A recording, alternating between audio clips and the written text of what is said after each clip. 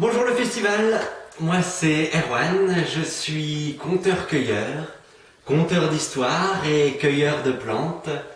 Je propose des balades contées et des racontées autour des plantes sauvages. Je suis également conteur-danseur pour la compagnie La Licorne de Reims, avec laquelle nous proposons des spectacles chorégraphiques qui visent à sensibiliser les plus jeunes au respect de l'environnement. Si vous êtes intéressé, je vous invite à vous rendre sur le site internet de la compagnie www.compagnie-la-licorne.org et sur mon site internet erwan-etienne-conteur.webnode.fr. Je vous propose aujourd'hui un extrait d'une racontée qui s'intitule « Le chant des herbes sauvages ». Cette racontée est un voyage à travers le temps, un voyage à travers l'histoire pour découvrir et redécouvrir les usages des plantes sauvages. La première histoire que je vous propose, elle se déroule au tout début du XXe siècle dans un petit village à l'orée de la forêt d'Ardenne. Et cette histoire, c'est l'histoire de Martin. Martin, c'est le jeune pâtre du village, le berger, le herdier, comme on dit dans les Ardennes. Martin est chargé d'emmener paître les animaux du village dans la forêt. Du début du printemps jusqu'à la veille de la Toussaint, c'est pour Martin tous les jours le même manège. Chaque matin, il sort de chez lui, il prend son bâton, saisit sa besace, il saisit sa corne. Au son de la corne, toutes les portes des étables du village s'ouvrent. Et à mesure que Martin remonte le chemin qui serpente dans le village, les animaux sortent des étables. Des cochons, des vaches, des brebis et leurs agneaux, des chèvres et leurs chevreaux. À la sortie du village, Martin s'arrête, il saisit sa corne, et au son de la corne, Martin et son troupeau avancent vers la forêt. Dans la forêt, toute la journée, Martin laisse paître son troupeau. Les animaux broutent, farfouillent. Lorsque le soir arrive, Martin souffle à nouveau dans sa corne, son troupeau se rassemble près de lui, puis Martin et le troupeau prennent la direction du village. Arrivé à l'entrée du village, Martin s'arrête, il souffle une dernière fois dans sa corne, et au son de la corne, tous les animaux rentrent dans leurs étables respectives. Et ça se passe ainsi pour Martin, du début du printemps jusqu'à la veille de la Toussaint. Un soir, nous étions la veille de la Toussaint. C'était le dernier jour de travail de l'année pour Martin, et il en avait profité pour rester un peu plus longtemps dans la forêt. Mais au moment de rentrer au village, la nuit commençait déjà à tomber. Alors vite, Martin a rassemblé son troupeau, et il est parti en direction du village. Arrivé à l'entrée du village, Martin s'est arrêté et les animaux rentraient dans leurs étables. Le village était déjà endormi. La nuit était bien tombée. Et là, soudain, sur le chemin qui serpente entre les maisons du village, Martin aperçoit une silhouette noire, voûtée, encapuchonnée. Martin est seul sur le chemin. Il n'est pas rassuré. Et à mesure que la silhouette s'approche de lui, Martin le reconnaît. Il reconnaît cette silhouette. C'est la silhouette du vieux. Le vieux, il habite dans une cabane un peu à l'écart du village. Les gens ne l'aiment guère dans le village. Il fait peur à tout le monde, le vieux. Mais le vieux, il a le don. Il s'est soigné, alors les gens du village vont le voir quand même. Martin en a très peur. et il voit la silhouette du vieux qui s'avance. Et le vieil homme tient dans sa main une bouteille de vin. Oh, le vieux soulard! Il va boire tout seul dans la forêt. Oh, je n'aime pas ça! Et le vieil homme s'avance et il s'arrête juste à hauteur de Martin. Il le fixe droit dans les yeux, puis il lui fait un petit signe de tête et il continue son chemin. Mais qu'est-ce qu'il me veut, le vieux? Qu'est-ce que je lui ai fait? Pourquoi ce signe? Martin n'est pas rassuré, mais il prend son courage à deux mains. Il se retourne et il a juste le temps de voir le vieil homme qui s'enfonce dans la forêt. J'y vais pas? Martin se décide à y aller. Il suit le vieil homme dans la forêt, mais attention, à bonne distance, et surtout sans se faire voir. Le vieil homme suit le chemin qui traverse la forêt. Au bout d'un certain temps, il s'arrête et il oblique à travers les fourrés. Martin le suit. Et le vieil homme, dans la nuit noire, s'enfonce toujours plus profondément dans la forêt d'Ardenne. Martin, qui pourtant passe ses journées complètes dans la forêt, ne sait pas où il est. Il est perdu. Alors, le vieux, il ne faut pas le perdre de vue.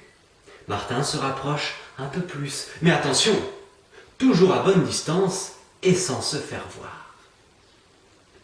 Et le vieil homme s'enfonce toujours plus profondément dans la forêt d'Ardenne. Il s'arrête bientôt au cœur de la forêt, dans une immense clairière baignée par la lumière de la lune. Dans cette clairière, il y a de hautes herbes qui poussent partout. Le vieil homme s'engage dans la clairière. Martin hésite un peu et il finit par le suivre. Le vieil homme s'arrête bientôt près d'une touffe d'herbe aux longues feuilles en forme de lance, des feuilles toutes crépues. Martin reconnaît cette plante. C'est de la langue de vache. Maman en fait des super beignets. Mais qu'est-ce qu'il fait, le vieux? Le vieil homme s'est agenouillé auprès de la plante. Il a rassemblé les feuilles, les a coupées, puis les a mis dans la besace qu'il portait à son côté. Il a saisi un morceau de bois, et avec le morceau de bois, il a déterré la racine qu'il a nettoyée et qu'il a mis dans la besace. Puis il a sorti de la besace un petit gobelet en bois tourné qu'il a rempli de vin. Il a porté le gobelet au-dessus de sa tête et l'a déposé à l'endroit de la racine. Et le vieil homme s'est reculé. Martin l'a entendu parler distinctement. Merci, merci, petits êtres de la terre, de m'avoir permis de récolter cette plante entière. Et le vieil homme a continué son chemin dans la clairière. Martin, intrigué, s'est approché du petit gobelet. Vide! Le gobelet est complètement vide! Alors, ne comprenant pas, Martin s'est rapproché du vieil homme, mais toujours à bonne distance et en essayant de ne pas se faire voir. Le vieil homme s'est arrêté à nouveau auprès de la même plante. C'est ton tour maintenant. Moi? Martin, tout tremblant, s'approche du vieil homme. Il s'agenouille près de la plante, il en coupe les feuilles et les glisse dans la besace du vieil homme. Puis il saisit son bâton de berger et avec le bâton, il déterre difficilement la racine. Il la nettoie et la glisse dans la besace. Et là, dans la besace, Martin sent des dizaines, des centaines de petits gobelets en bois tournés. Il en saisit un. Il attrape la bouteille de vin que lui tend le vieil homme et il remplit le gobelet de vin. Puis il le porte au-dessus de sa tête et le dépose à l'endroit de la racine. Et il se recule.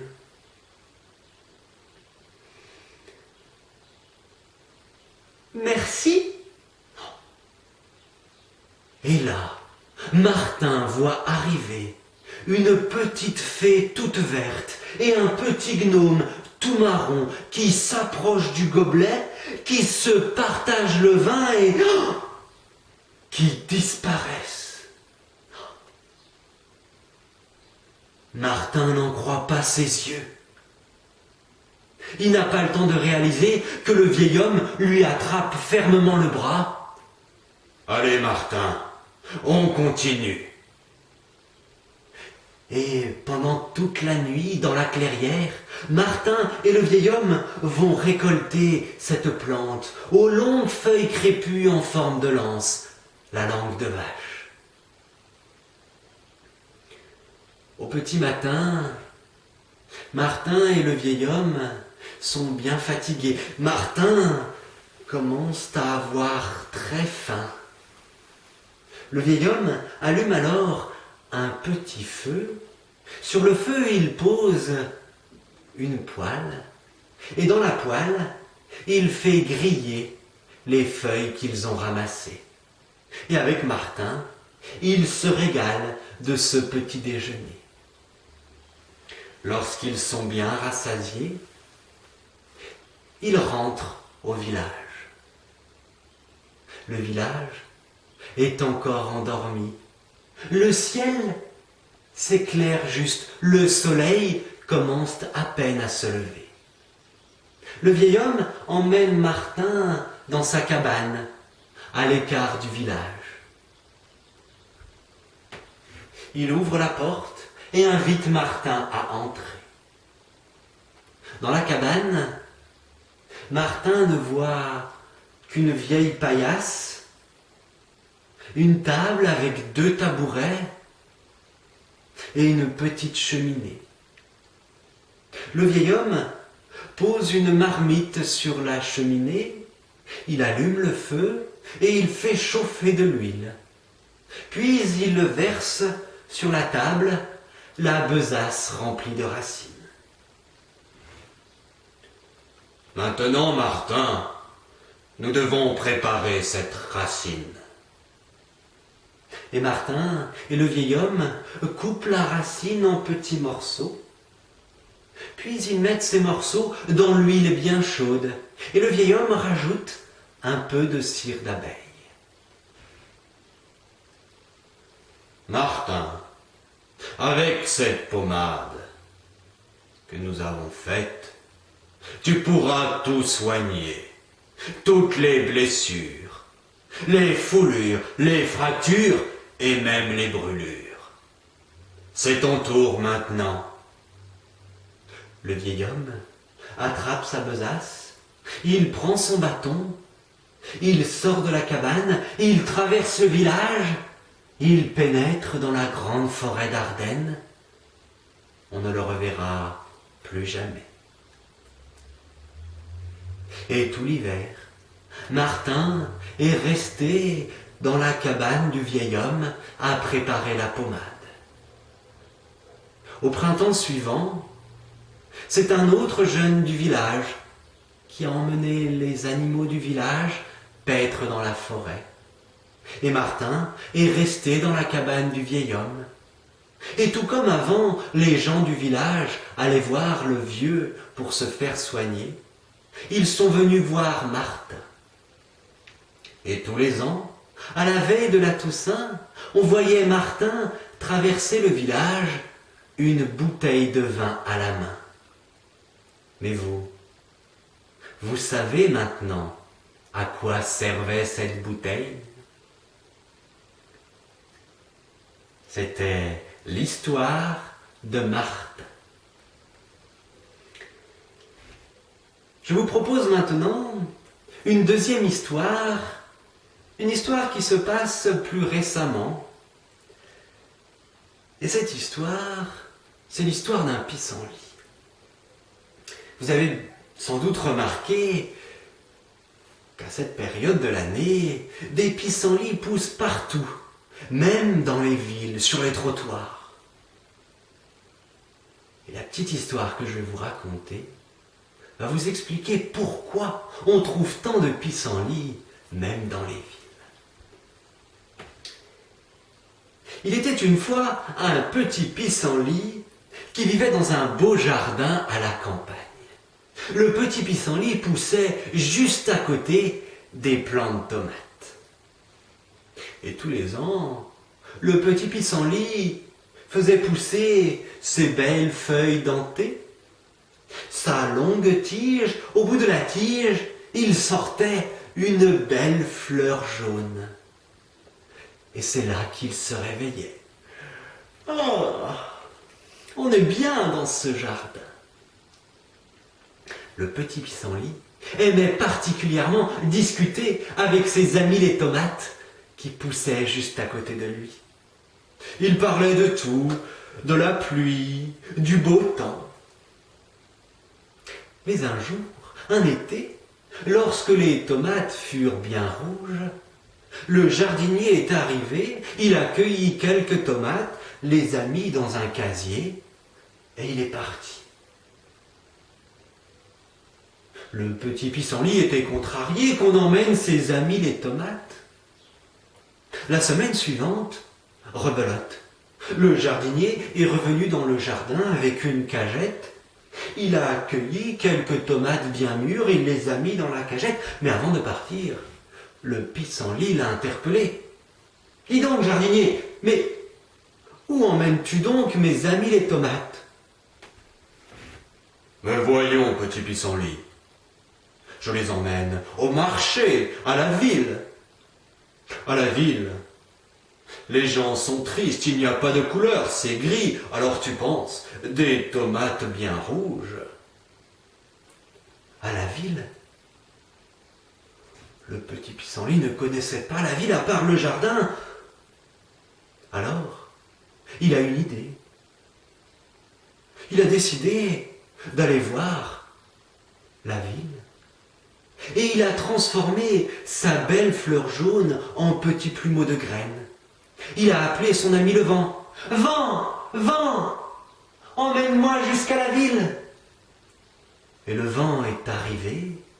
Il a soufflé sur les petites graines de pissenlit et il les a emportées un peu plus loin.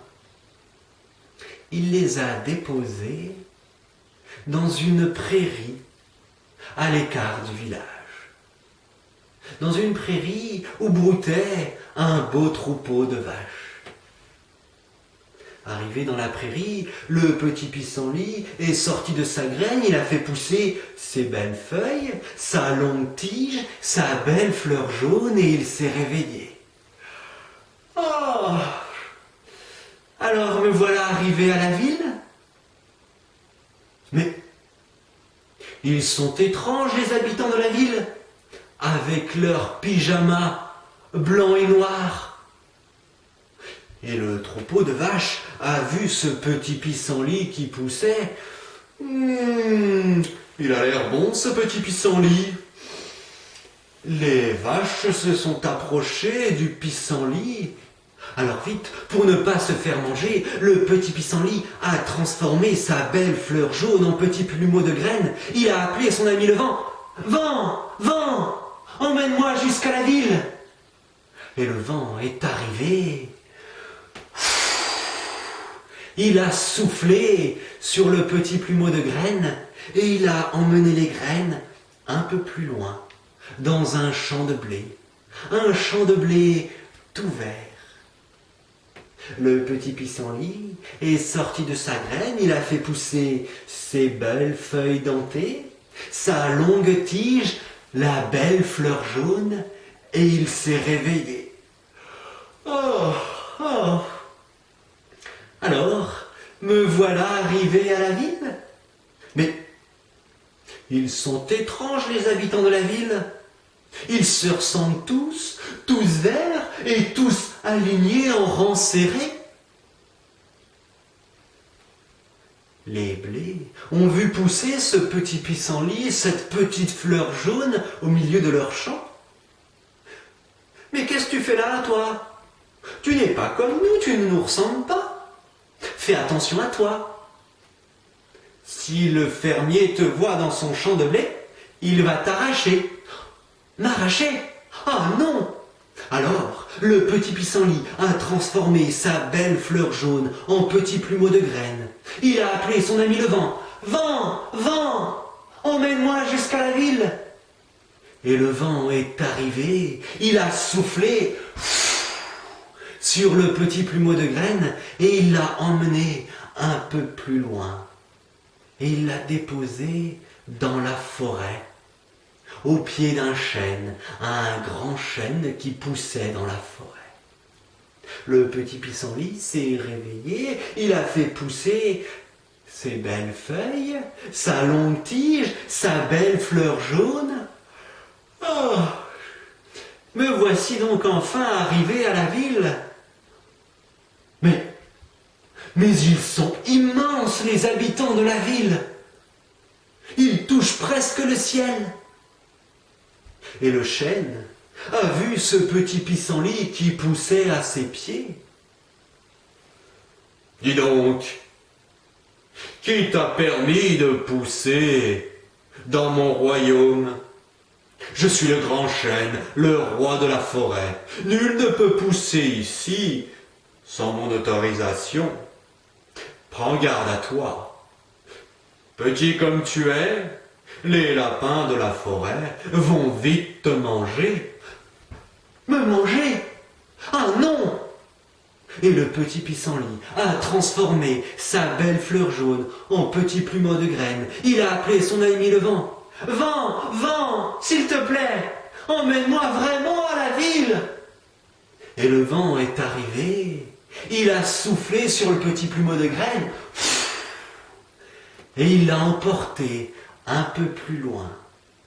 Il a déposé les petites graines dans la ville, sur la place du marché. Le petit pissenlit est sorti de sa graine sur le trottoir. Il a sorti ses belles feuilles toutes dentées, sa longue tige et sa belle fleur jaune et il s'est réveillé. Oh! Alors c'est ça la ville? Le marché était noir de monde. Ça criait dans tous les sens. Frais, frais mon poisson, qui veut mon poisson? Rouges les tomates, elles sont rouges mes tomates.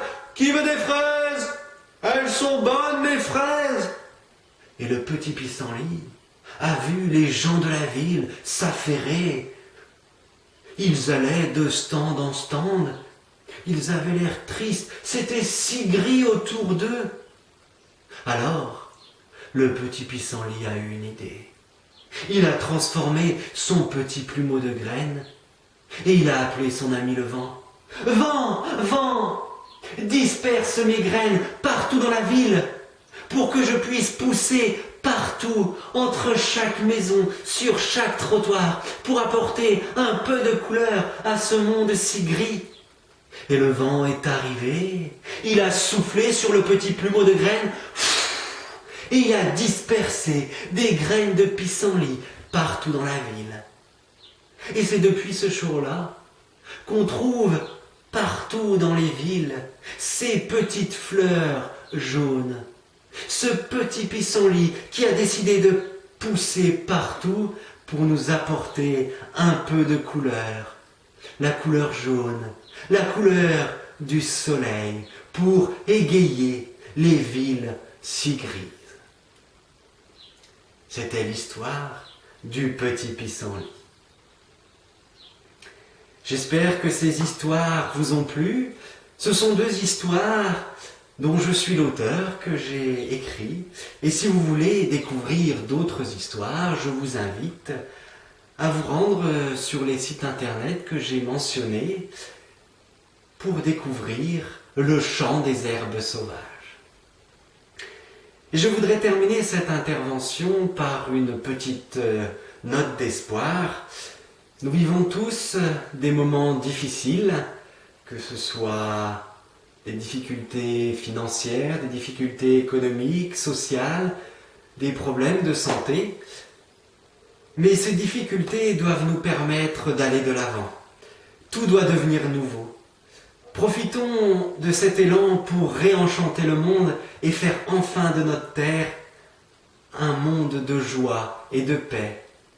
Prenons exemple sur les fleurs sauvages, sur les plantes sauvages qui poussent tous ensemble en parfaite harmonie. Et chacun, chacune, nous pouvons être moteurs de ce nouvel élan.